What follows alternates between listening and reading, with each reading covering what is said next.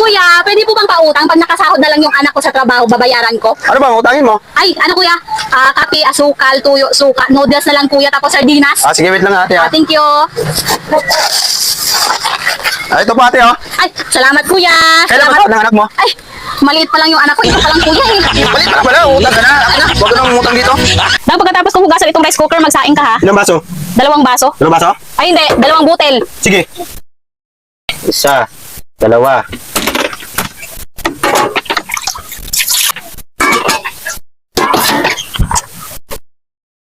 Okay. Ba't ang baan?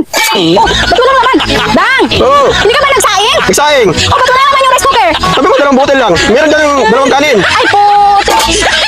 Dan, Oo. kung kumain ng buko, yung buko bang papaliguan ka? Ano daw buko? Papaliguan ka? Sumakit pa yung ulo ko sa inuutos niya. Dang, ito na yung buko. Paano ka papaliguan ito? Buko to. Oh, buksan mo na para malaman mo. Ay, ano klaseng buko to? Pinapaliguan naman ako. Ay, ano to?